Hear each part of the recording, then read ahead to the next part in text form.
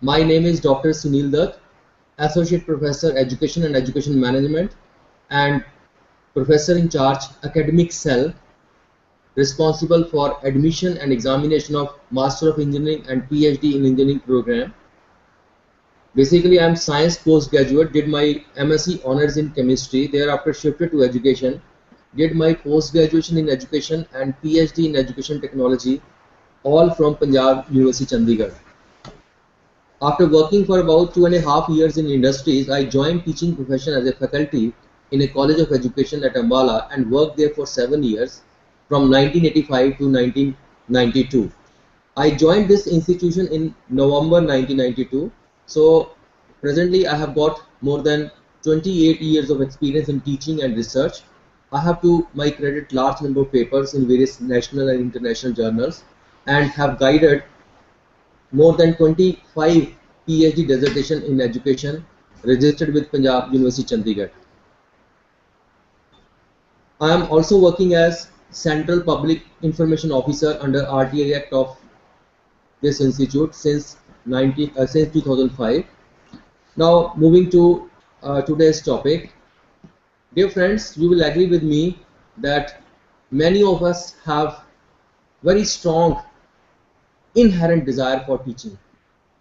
Some people are already practicing in the profession while others are just beginning to learn the fundamentals, because many of us have recently joined the teaching profession.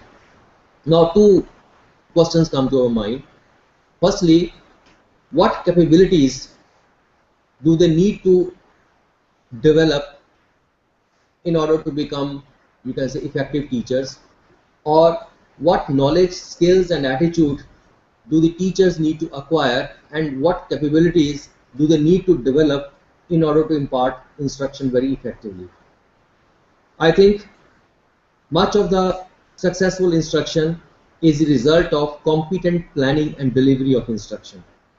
Teachers have to arrange instructional events for students in such a way that appropriate learning is facilitated.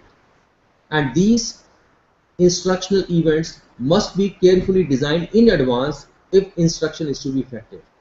So competent planning and delivery of instruction allow for the efficient organization and presentation of instructional events, and they are therefore very much essential for successful instruction. So this session is about planning and delivering instruction effectively. So obviously it has got two components. So in the first half we will focus on the planning component of instruction delivery instruction, and the second half will be focused on delivering instruction effectively. Now before we come to what is meant by instruction planning, let us have a distinction between the concept of teaching and instruction, because teachers, administrators have been using these two terms interchangeably. Actually the meaning of these two terms is different. I will give you one example. Instruction can be facilitated through textbook, through some media, video program, but in case students have some doubts, they cannot seek further information, further elaboration or further explanation. Whereas teaching involves face-to-face interaction between the teacher and the students, and whenever the students have some doubt, they can ask for further information, further clarification or elaboration. So this is the simple, you can say, difference between the term teaching and instruction.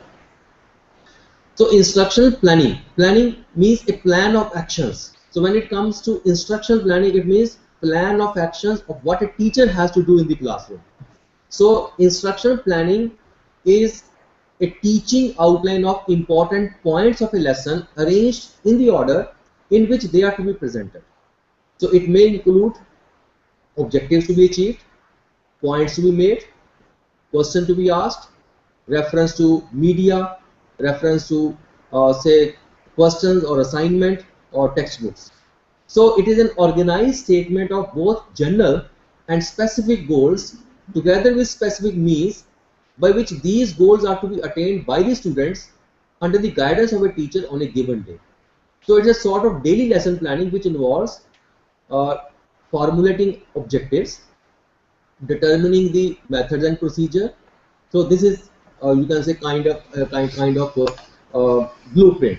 So instruction planning will focus on three questions. First is, where am I going? Of course, in my lecture. That is, what are the objectives? So second is, how will I get there? That is the method, the procedure to reach the goal. And the third question is, how will I know when I have arrived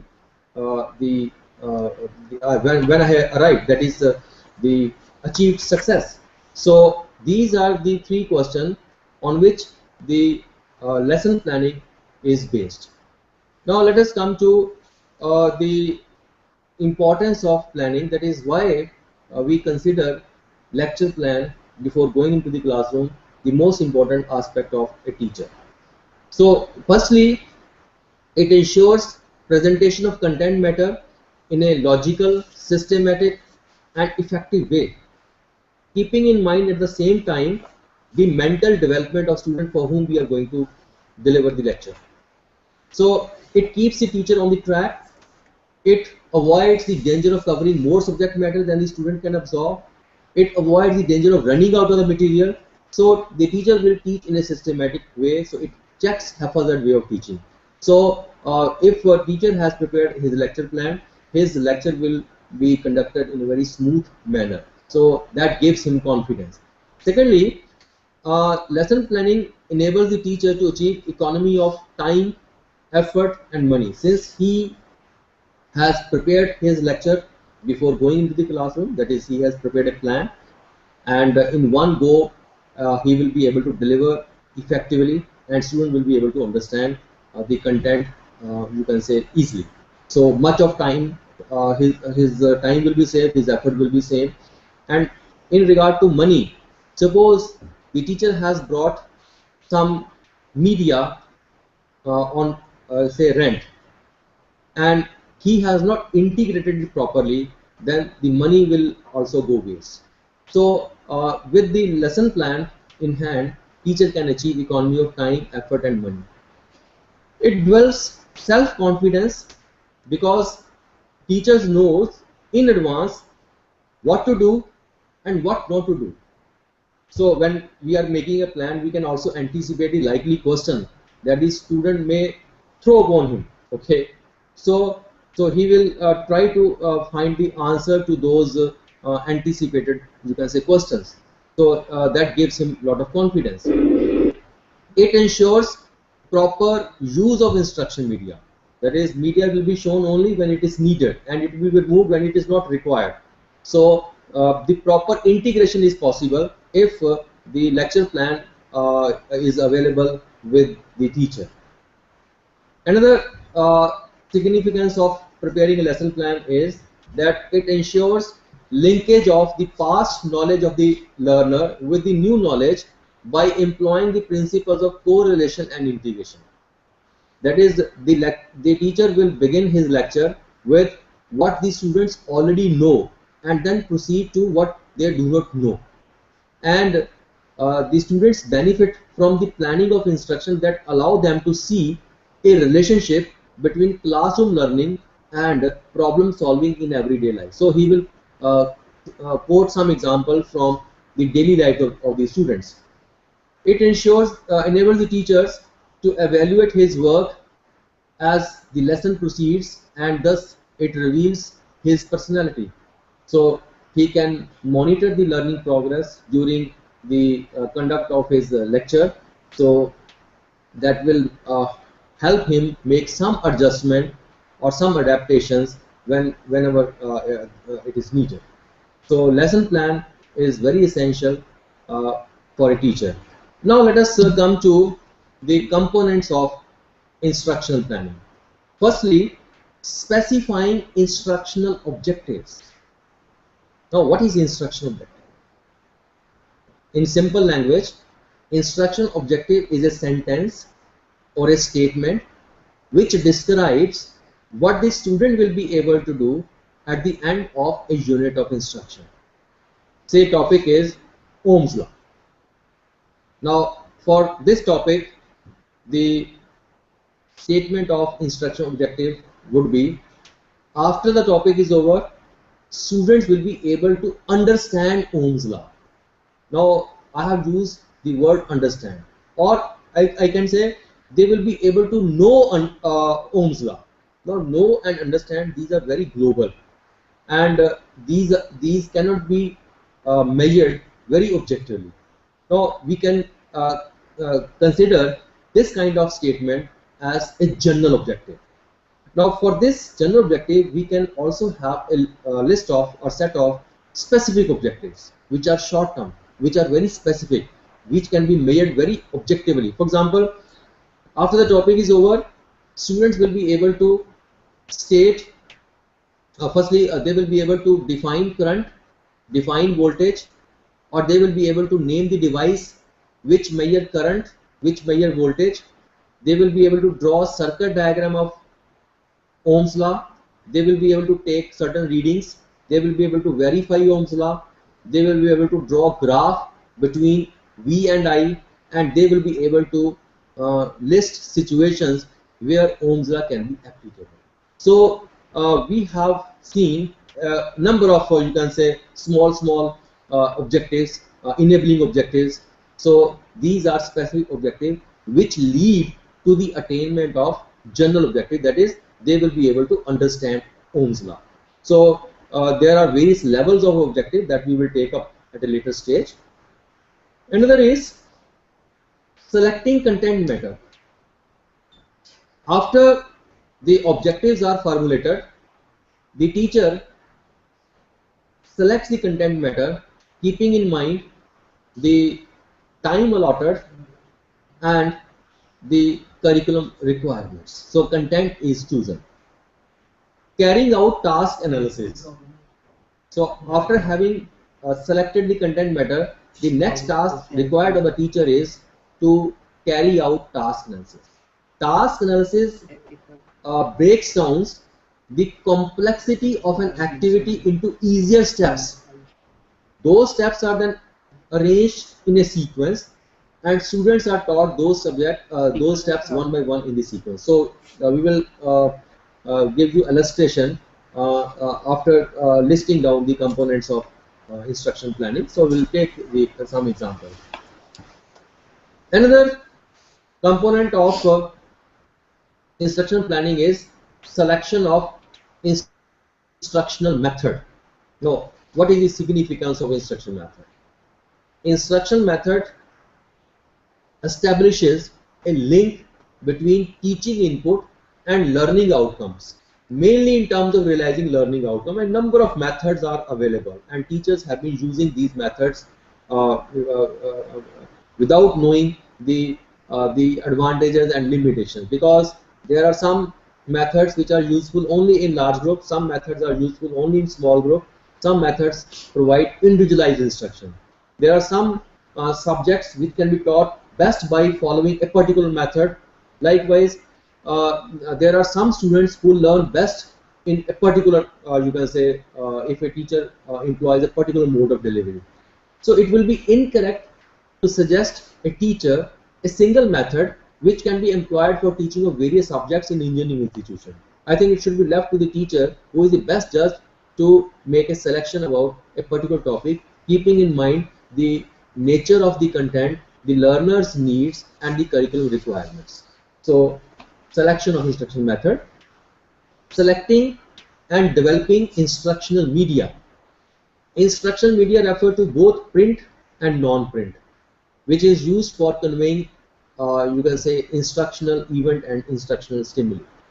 And whenever the teacher is selecting the media or he is developing the media, he has to consider few factors in order to achieve, you can say, maximum learning.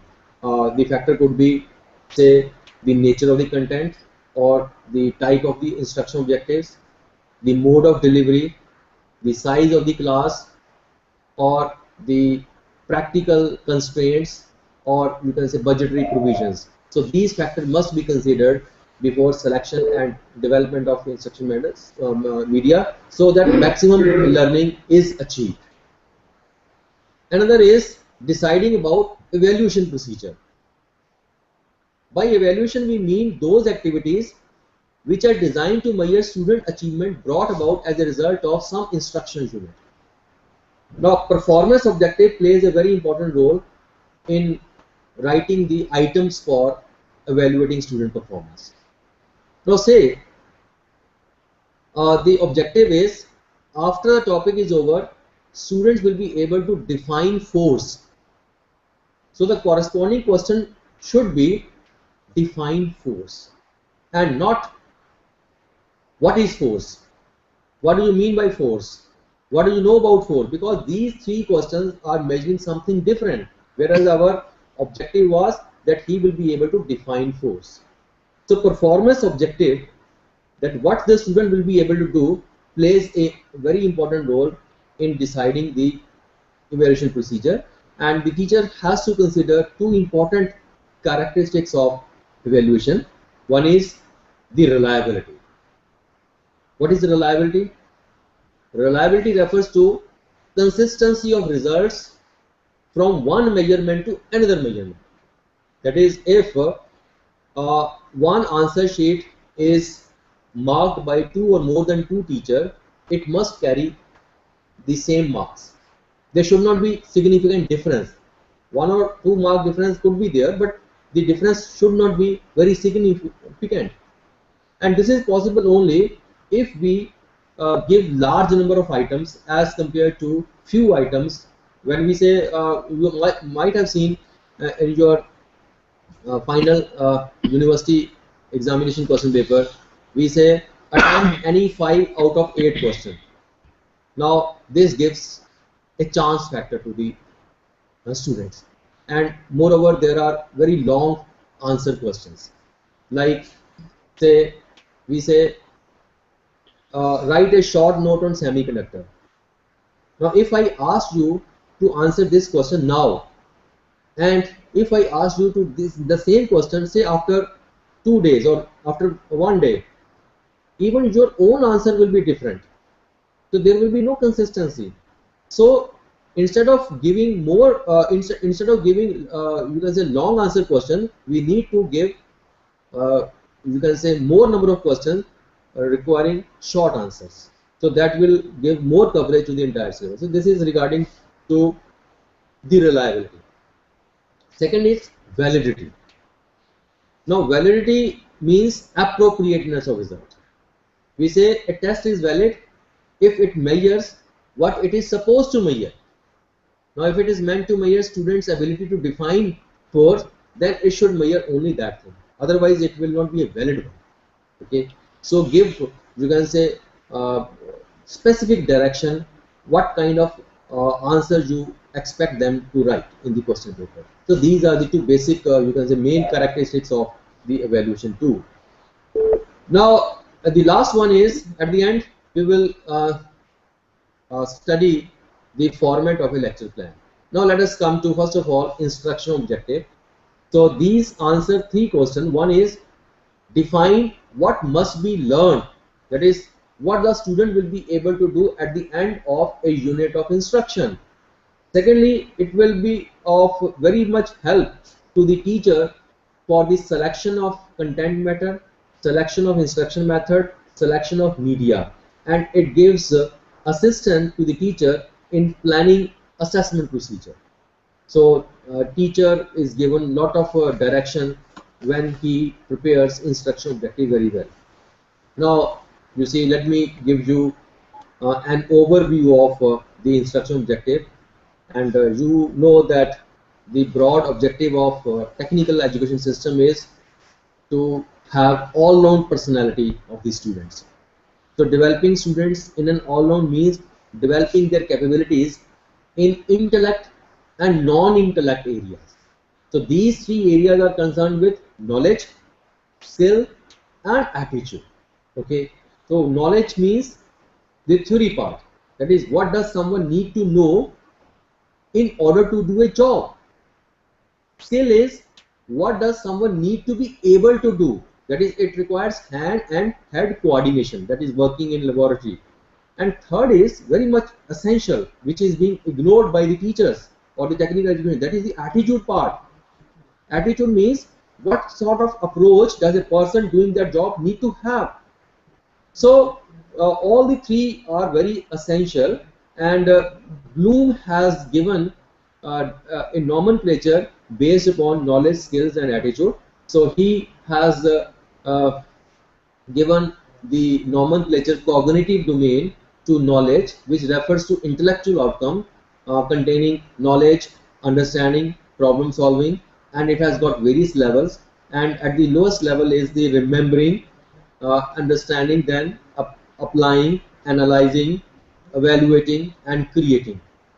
Affective domain is concerned with our affect, our feelings, our attitude, our interests, our values, okay, our emotions, and it has got 5 levels. At the lowest level is receiving, then responding, valuing, organizing, and characterization. Likewise, the third domain is concerned with motor skill development. So that is why it is called as psychomotor skill. Psycho means brain, motor means muscle. So neuromuscular, that is hand and head coordination. So, and it has got 5 levels. At the lowest level is the imitation, then manipulation, precision, articulation, and naturalization. Now we will focus in detail on the cognitive domain. Let us come to the first level, that is remembering. Remembering refers to recall of information. When the student is able to say recall, restate, remember, learn information. When I say state Ohm's law, define force, name one sulfide ore of copper, state SI unit of force. So no understanding is required. He is simply recalling, he is simply restating. And the verbs, English verbs, we call these verbs as action verbs. Because why these are action verbs? Because these specify the behavior.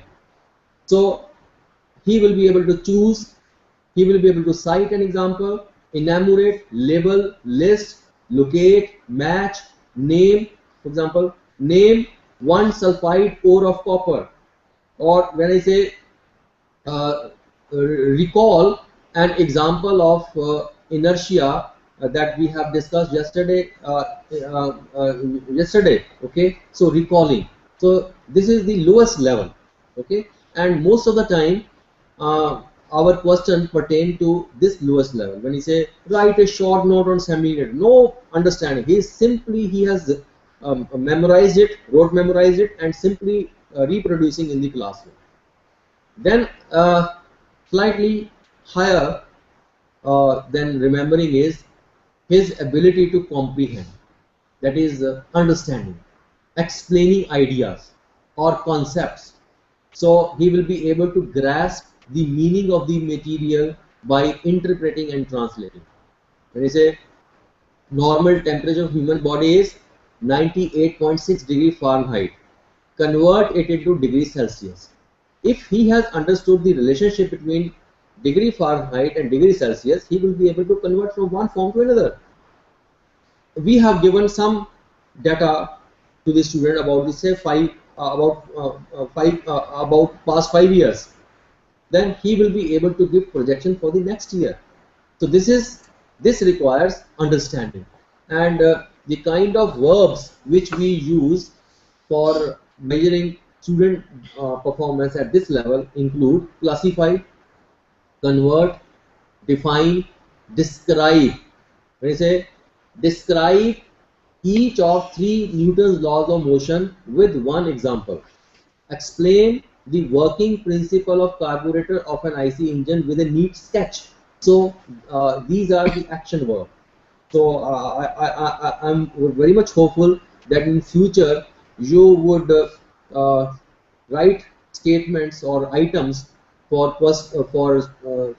measuring student performance by the help of these action verbs, and you will never begin your question with word like what do you know, what do you mean. For example, if I say what are Newton's laws of motion, now one student will give only the statement, another student will give the example to each law, another student will give 2 examples.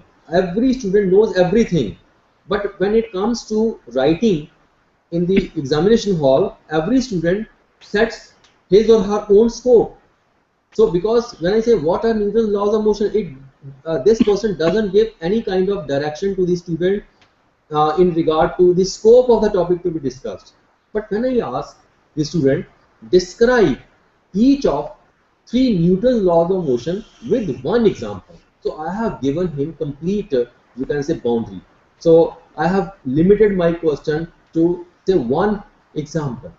When I say explain the working principle of carburetor of an IC engine. Now 2 students have attempted this question. One student has explained with a neat sketch, and the other student has not explained it with a sketch. Now the student who has not drawn the sketch got less marks as compared to the other student. Now this student, when goes to the teacher that why you have given me less marks, the teacher says that you have not prepared the sketch. The student tells him, sir, you have not asked, so you cannot give less marks. So if you want him to write a particular kind of answer, you need to give direction, that explain with a neat sketch the working principle of carburetor of an IC engine. Now next is higher level is applying, that is using classroom learning in another familiar situation. So application doesn't mean that student is given the value of f and the value of m, and he has to find the value of a, that is f is equal to ma. This is not application. Okay. Now application is how this relationship between force and acceleration can be used to solve another similar you can say problem.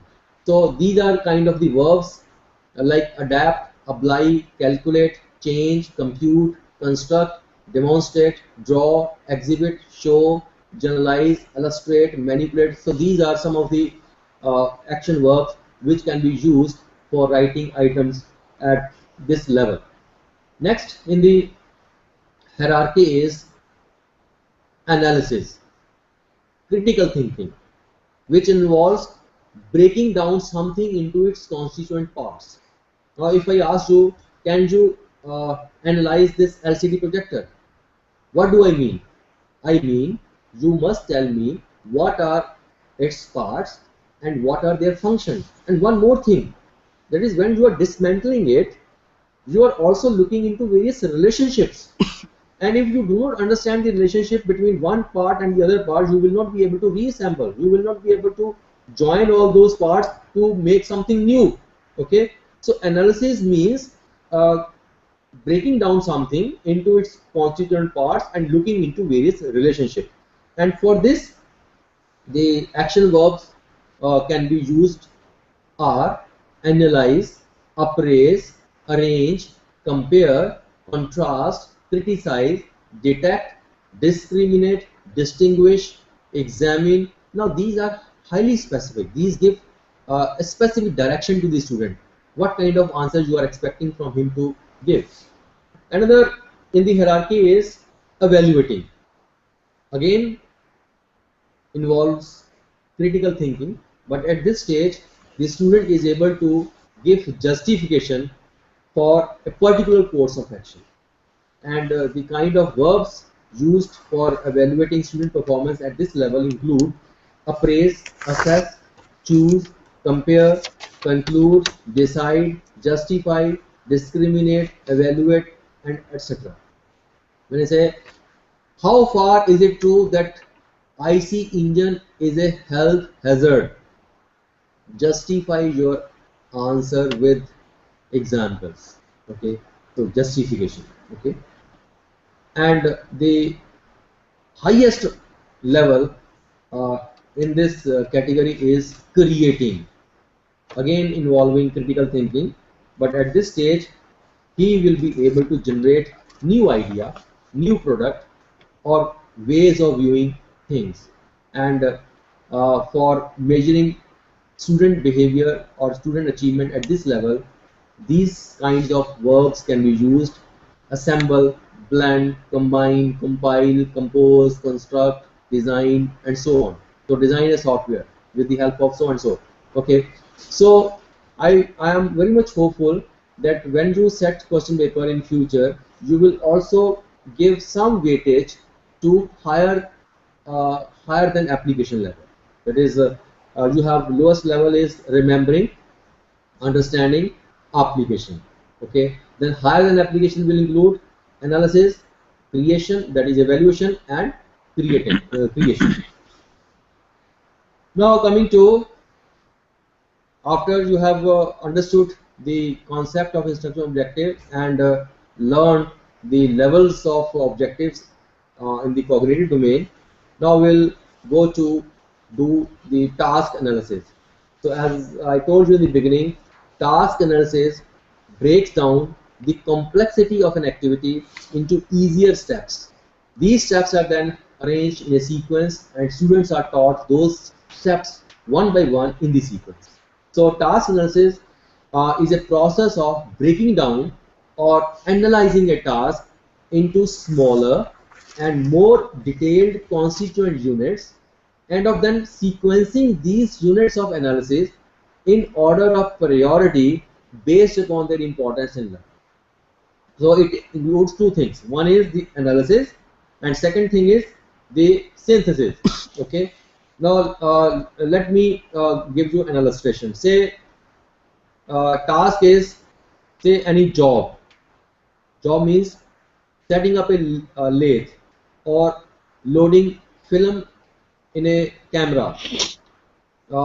Task could be a topic, say Ohm's law, solving simultaneous equation, and skill is the further extension of job. Skill skill has no structure. It is a small or simple, you can say, act. Now any topic, say we have taken Ohm's law. This topic can be broken down into, say, 5 sub points. Okay, that is, for teaching a topic, the teacher has to explain first of all this unit, then this, then this, then this, then this. Okay, so he will teach in a sequence.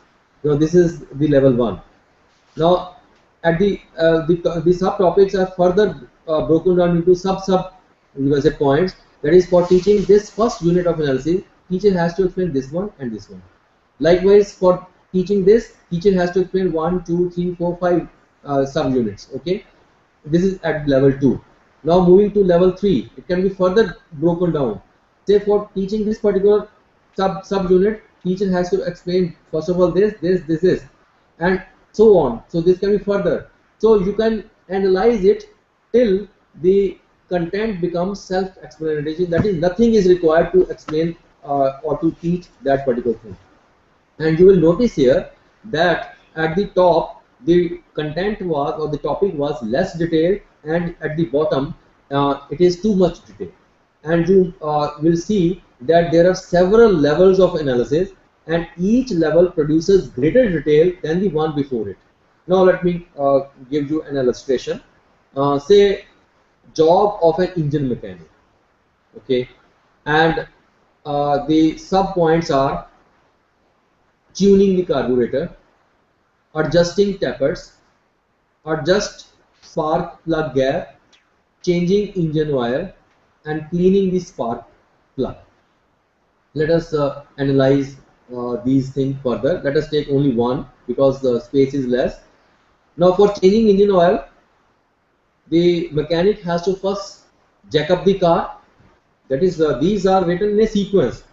Then he will place oil container under the sump. He will remove the sump plug, and then he will allow the oil to drain. Now these can be further broken down into simple acts. For jacking up the car, you can imagine what kind of acts the mechanic has to perform. Firstly, he has to acquire the right kind of jack. Secondly, he has to position the jack at a proper place, because nowhere he cannot place the jack anywhere. Okay, there are some fixed points, and then he has to manipulate the jack to a proper height so that the person goes down and opens the you can say sump plug.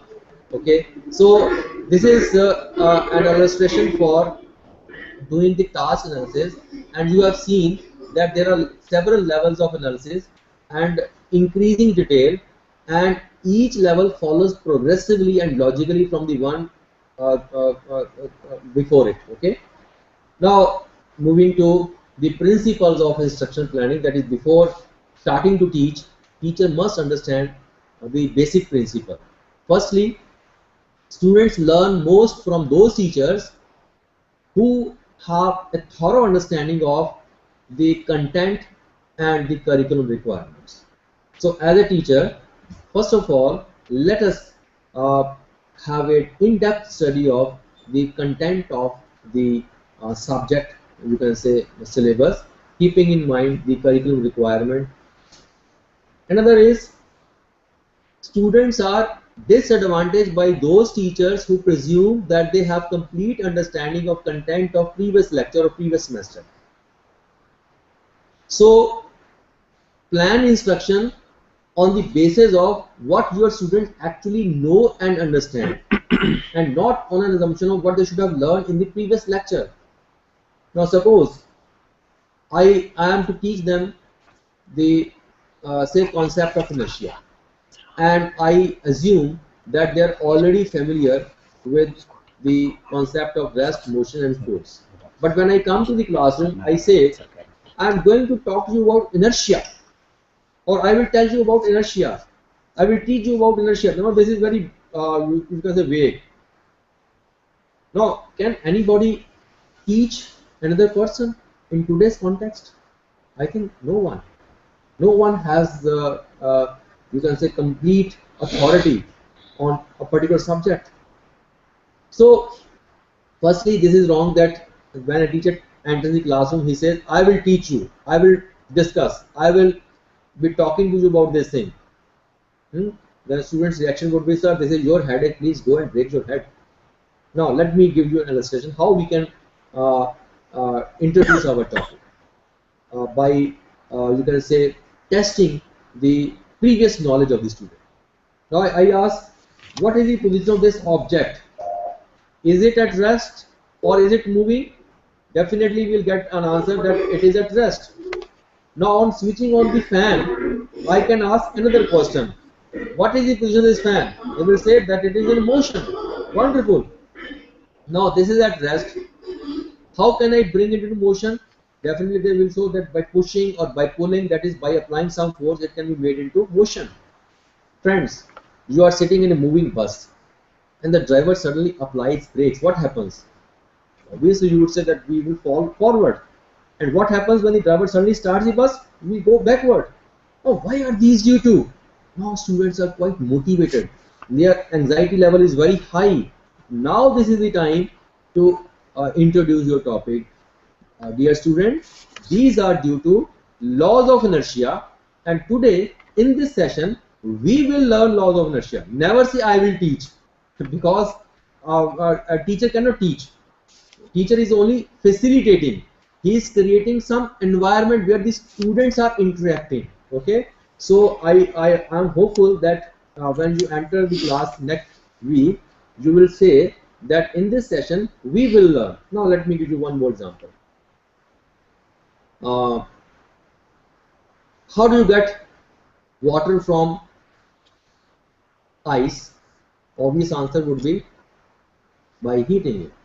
And how do you obtain ice from water again? By keeping in a refrigerator. Wonderful answer. How do you get curd from milk?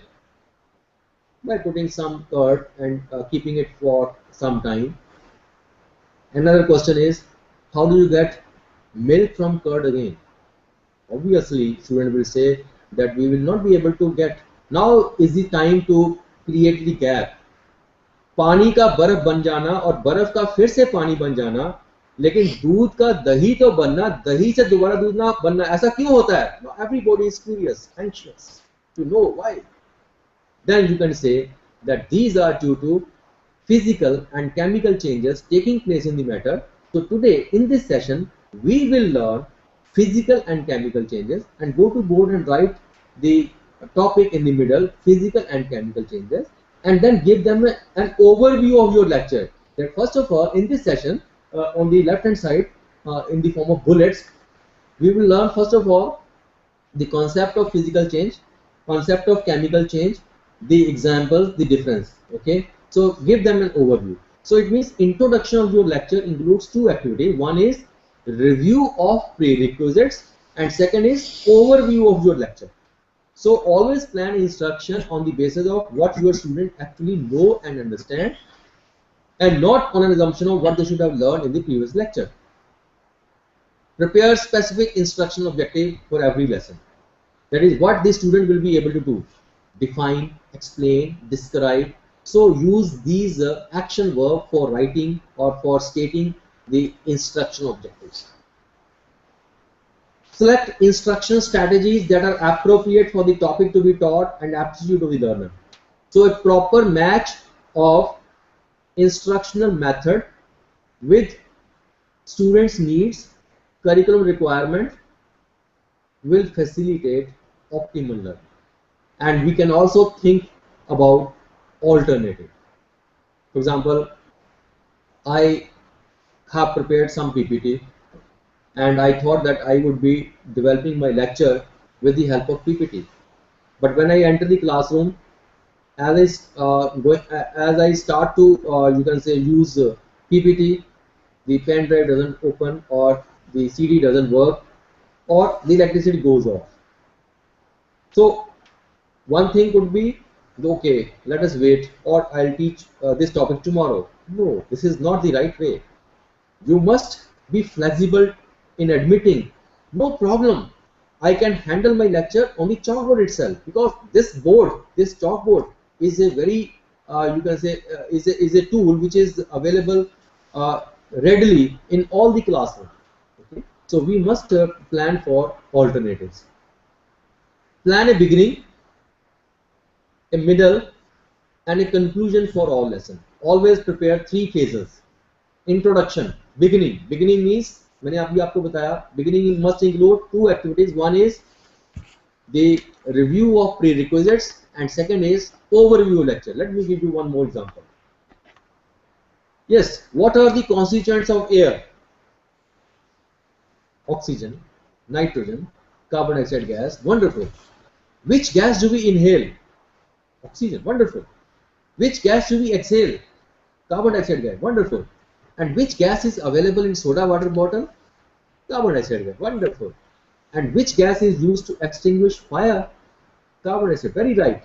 So friends, you have seen that carbon dioxide gas has got various applications. How this gas can be prepared? Now this is a topic for a student of class 7. He will be very much curious to know the method of preparing carbon dioxide. Now this is the time, because you have created the need, you have told them the rationale, you have given them the reason, because when you enter the classroom they want to know why we are sitting in the classroom. So that why part must be communicated to them in a very attractive manner. Then you say that friends, carbon dioxide gas can be prepared by treating calcium carbonate with hydrochloric acid. So today in this session we will learn preparation of carbon dioxide gas. Now you go to board and write preparation of carbon dioxide gas, and on the left hand side you write or you give them an overview that first of all we will learn the laboratory setting of the apparatus, the names of reactants, precautions to be observed, procedure for preparation, physical property, chemical property, advantages and disadvantages. So beginning must include two activities: review of prerequisites and overview of your lecture. And then middle will include your interaction with this student, that is you are giving instruction, or you are asking question, you are inviting question, you are responding to students answer, you are writing something on board, you are showing some transparency or PowerPoint presentation, or you are asking them to say come to the board and write the next step or draw the diagram, etc., etc. And the conclusion means the summary and summarizing your lecture, as well as asking few questions and giving them assignment. Students benefit from planning of instruction when they find very much interesting and challenging examples given by the teacher. So always prepare for interesting and meaningful examples from the classroom. Plan for meaningful learning. Students benefit from planning of instruction that allow for linking classroom learning with problem solving in their daily life. So that will promote meaningful learning. Another is plan assessment that contain both easy and difficult material graded to students' ability, because there are various levels of students sitting in the classroom. Some are below average, some are average, some are above average. But we must prepare some items that belong to the below average group, because our purpose is also to boost their morale by asking simple questions to a below average student. Students benefit from planning of instruction that allow for continuous monitoring of their progress. So always go for sectional recapitulation. That is, after completing one aspect of your lecture, ask one or two questions. Then go to second part, ask again few questions, and so on. So sectional recapitulation. And be prepared to adapt plans that do not achieve these stated objectives. Okay, sometimes some unforeseeable event may occur. For example, the PPT doesn't open, or pen drive doesn't work, or electricity goes off. So we need to adapt our lecture plan so that we can achieve our objectives effectively. Now coming to events of instruction. Events of instruction are designed to proceed from where he is at the beginning of a lecture to the attainment of capabilities identified as lectures objectives, lessons objectives. Now we'll see, we'll have a look at 9 events of instruction, and you will notice that these are very, very essential for delivering instruction effectively. And you will also come to know at which stage and how many times these can be used during delivery of the instruction. First is gaining attention. I think you will agree with me that it should be throughout the lecture. The purpose is to alert the student to the reception of the stimulus or stimuli. And attention in general can be gained by rapid introduction of stimulus change. Now there are various tips to gaining attention. Generally, teachers stand stationary at one point, like I am standing here, because I am not given any freedom, because the camera location is such that I cannot move to here and there. Okay, so when a teacher is standing stationary at one point, one student is looking me at a particular angle, he is looking at me at a particular angle, they will tolerate me for some time. Since there is no change in my posture, naturally there will be no change in their posture. So they will tolerate me for some time, and after that they will experience fatigue. So the tip is, instead of standing stationary at one point, bring purposeful movement. Like slowly and slowly, you can go to this side and then give your attention to this section of the class. Then you can move to this side and give attention to this section, or you can move inside. और आंख चुरा के आप बच्चे की notebook भी देख सकते हो कि कहीं फूल पत्ती या आपकी फोटो तो नहीं बन रही. So when you come closer to your student, they will become very alert. So that is gaining attention. One tip. Generally, teacher stands like this posture, और वो दोनों हाथों को वो अपने पॉकेट में डाल के खड़े होते हैं. Okay, and when I stand like this, I say, in front of my house there is a big house. Okay, so now I can repeat it. In front of my house there is a big house. Now this involves use of gestures meaningfully. So second tip is meaningful gesture. Rainbow is like this. So this is another. Then change of voice. Whenever you want to emphasize on some point, you speak it loudly. These are due to laws of inertia. So everybody will be alert, will be looking upon you. So this is change of voice and pausing. These are due to laws of inertia. So pausing. Another is change in interactional pattern. Interaction is two-way. So you insert few questions or you invite few questions. Now they will participate, because you see students have different expectations from the teacher. One student says that if you tell me, I will forget.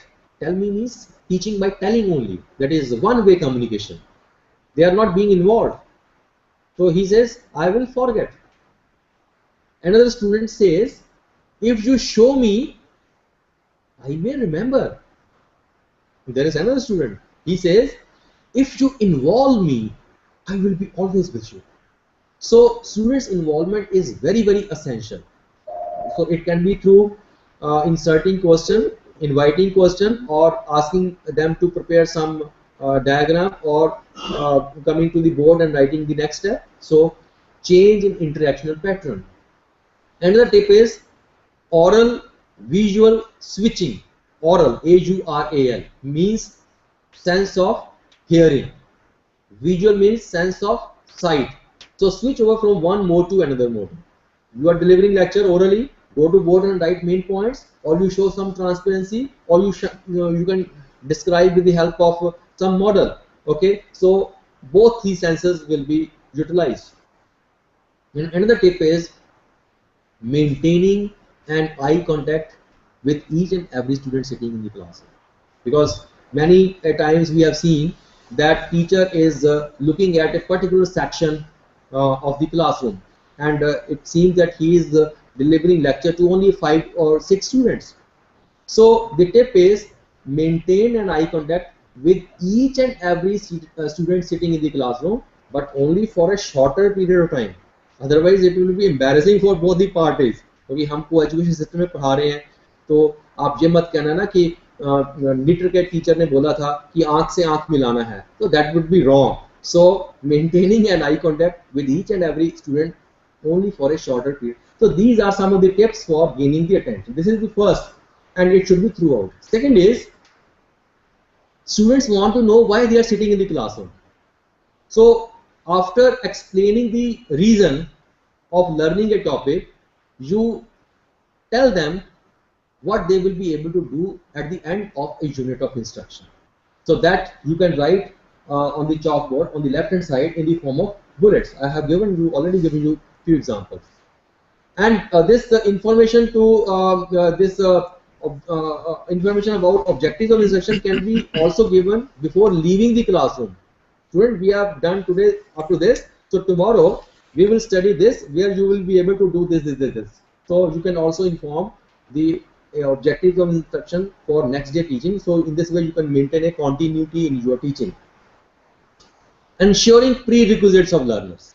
I think this should be at the beginning of a lecture, because you have assumed before going into the classroom that my students are already familiar with this. So that assumption must be tested. And also in between you can ask few questions. Dear friend, we have learned in the last semester the relationship between force and acceleration. Can you recall the relationship between force and acceleration? So this is ensuring prerequisites of learners. Presenting stimulus material by giving variety of experiences so that they can participate actively. Provide learning guidance. You have asked one question and student is not able to answer. You can break down that question into 2-3 small questions. The purpose is to give him some hint. The purpose is to give them some clue. You have given some assignment. You will write in bracket some hint, some clue. So that is providing guidance. Asking him to show. Yes, you show me your circuit diagram. No. ये थोड़ी सी diagram जो है इसमें लाइनें गलत हैं. So eliciting performance followed by providing informative feedback, and then assessing student performance. This could be sectional and it could be before leaving the classroom also. That is at the end of the complete chapter. And last but not the least is enhancing retention and transfer. So transfer of learning will take place when the student will be able to apply classroom learning in a new situation. That is when you give them some assignment or homework by which the student will be able to apply classroom learning in a new situation. So that will help them retain information for a longer period of time. So these are 9 events of instruction which are very much essential for delivering instruction effectively in the classroom. Now we'll move to the format of a lesson plan. So first of all, topic, then the name of the teacher, subject, class, place where it is to be taken, then the date, because it is daily lesson planning. So you can prepare 2-page lesson plan for say 40 lectures in a semester. Then instruction objectives, you will write 3 types of objective. One is general objective, which describe the generality of your topic, and then specific objectives for each general objective. And then there is another concept of readiness objective. You know, in learning some topic, certain prerequisites are required. These prerequisites are nothing but the capabilities the students already acquired prior to instruction, which indicates their readiness to learn. So we have taken a topic, Ohm's law, and for this topic the general objective is that after the topic is over, student will be able to understand Ohm's law, or they will be able to know Ohm's law. For specific objective, they will be able to name the device which measure current, voltage, or they will be able to draw the circuit diagram, verify, state. They will be able to draw a graph between V and I. They will be able to list situations. So these are the specific objective.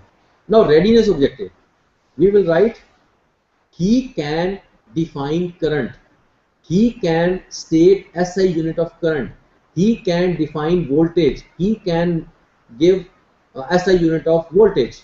He can, because this concept has already been discussed. So this is readiness objective. Then the phase wise description is given in say 5 columns: phase, objective, instruction activities, media, and time. So instruction activity may include 1, 2, or all the 3. Describe activities that explain the relevance of learning the content of the lesson and what is to be learned in the lesson. List activities that may arouse curiosity of learning the content, and write activities that will test presence of prerequisites in the students. So you need not write the content, the activities, and how much and if you require any media, you give the reference, and how much time you require, you can mention about time in the column under time. Then the development phase, state the objective 1, describe the strategy of presenting the information in respect of the objective to be achieved, and write activities for assessing the achievement of objective. So if you require any media, you make a mention of that media here, that like a chart showing or a PPT describing, then how much time you require, then you can go to second specific objective, third specific objective, and so on. And then the consolidation phase, that the closure phase, will include summarization, evaluation, and follow-up. So follow-up may include giving assignment, and follow-up may include going to your class, going to your chamber, and doing some introspection about how did you teach, what difficulties you have faced, and you can note down those difficulties and look for some solution, so that these difficulties should not be repeated in the future lecture. And the timing column gives an indication of the pacing of the lesson. This is how a lesson plan is prepared. Now we will focus to the second aspect, that is effective delivery of instruction. So introduction phase, as I told you in the beginning, this is like the warm-up phase of your presentation. It should fire the imagination of your students. Never say I will teach this, I will talk, I will speak on this, or I will discuss. So topic should come indirectly. You give them some examples, let them observe, create some a gap, okay? Then you announce the topic, and then say today in this session we will learn. So then you state the instruction objective clearly, that after this topic is over, you will be able to, and on the left hand side of the board, you make a mention of those objectives in the form of small bullets. So use advanced organizers to bridge a gap between what the student already knows and what they need to know. Development phase will include important activity like explanation and demonstration. Explanation is nothing but a comprehensive exposition that increases students' understanding of the subject matter, and demonstration means to show something. But in teaching uh, subjects in engineering colleges, it means much more than mere showing. It means showing how something is to be done or not to be done. So a physical display of the form, outline or substance of objects or events for the purpose of increasing knowledge and understanding of those objects, concepts. So you have to give examples from their daily life while explaining the concept. You have to link with examples that will promote meaningfulness. So these have to be very effective if we wish to have optimal learning. Another activity is questioning. Teachers can ask questions to achieve various purposes, like to uh, to introduce the topic, or to say to increase their thinking skill, or to evaluate their knowledge and understanding of the subject matter, stimulate thinking, or to control social behavior of the student. For example, two students are talking to each other, and in order to gain their attention, teacher can point out, yes, Mr. Ramesh, will you answer this question? So that is to control the social behavior. And teacher must be very much you can say efficient in uh, say what to ask, how to respond to students answer, and so on. So firstly, what questions to ask? Questions should be relevant to instruction objective. Question must be of varying level of difficulty suiting to students requirement, and use familiar vocabulary, because familiar words convey sharp message. Define, explain. Okay, so these are certain, you can say, specific words. How to ask question? One question at a time, not 2 3 questions in one go. Firstly, secondly, questions should be asked from easy to difficult. Easy questions should be asked first, then slightly, slowly and slowly, the level of difficulty can be increased. Questions should be addressed to all. Let them uh, think about the answer. That is, give a pause of say 10 seconds. Let them raise hands, and then you can call upon a particular student. Then how to respond to student answer? Wonderful, you have said very rightly. So थोड़ा सा आपने answer ठीक दिया है, लेकिन जहाँ थोड़ी सी कमी रह गई, will anybody answer or complete this answer? Okay, this is how the teacher has to respond to students answer. Assigning work tasks. So meaningful, it must be related to instruction objectives, and when you give assignment, if required, you may also give some hints.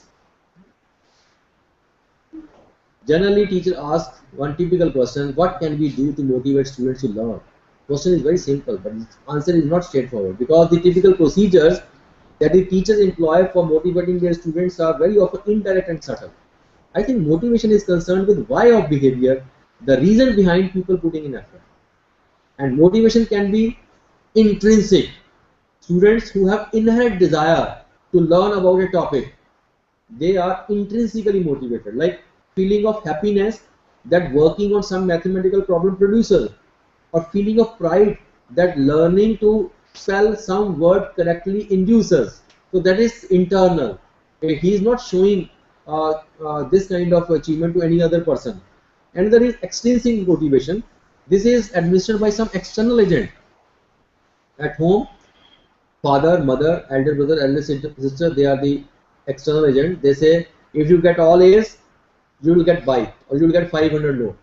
In the classroom, teacher says, wonderful, you have said very rightly. So these are some of the extrinsic motivation. So begin with extrinsic motivation, then slowly withdraw the quantity of this extrinsic motivation, and let him be motivated intrinsically.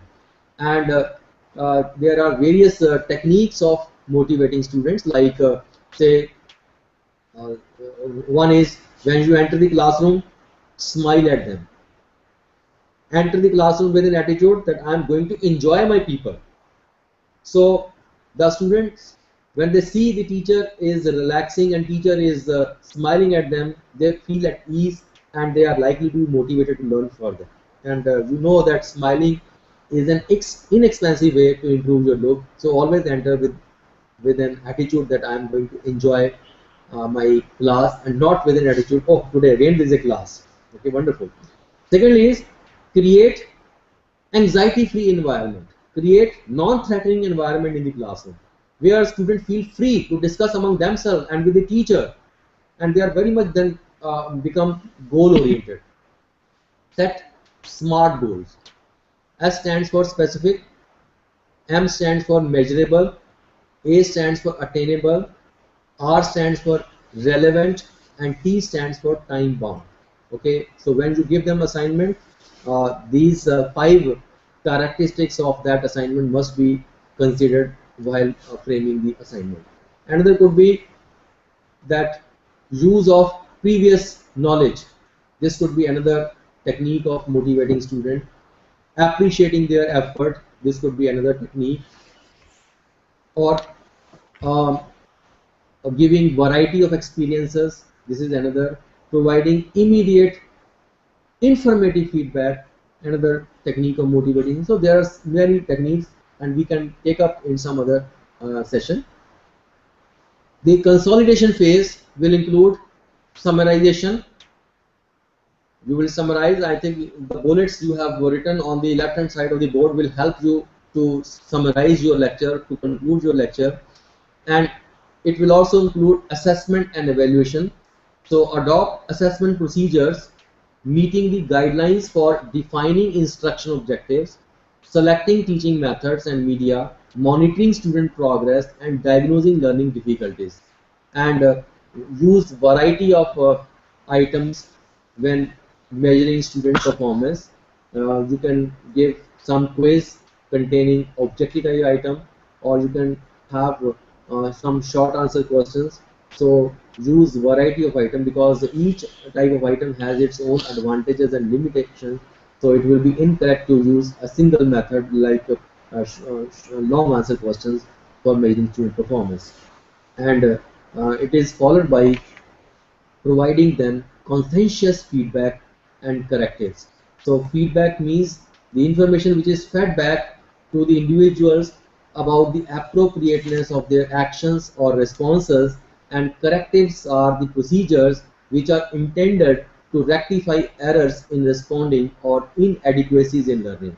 So obtain reliable assessment of students' class performance, and give them feedback and correctives appropriately. So friends, I think this is all about uh, competent planning and delivery of instruction. And if you have any question or any query, I'm here to uh, give you some help. Thank you very much. So any question you want to ask, you are welcome. So participants at Indore, Jaipur and Meerut, you are welcome.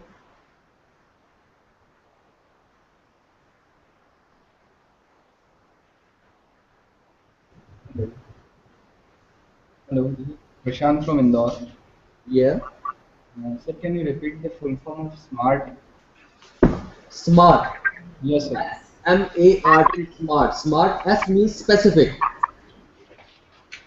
S for specific, like define, explain, describe. When I say what do you know, this is not specific. So S stands for specific. M stands for measurable. Which behavior is specific? It can be measured objectively. For example, define force. Either he will speak it out or he will write.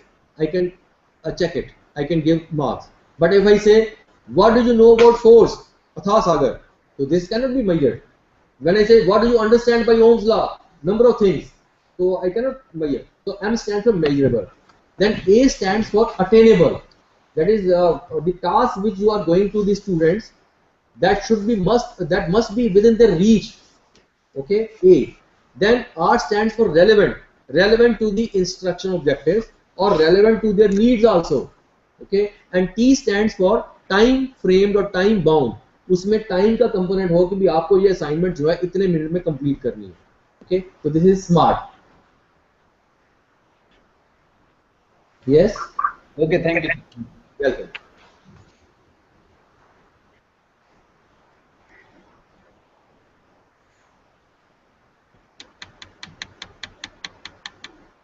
Any other person? कितने बजे मिलना है? Say 11:30.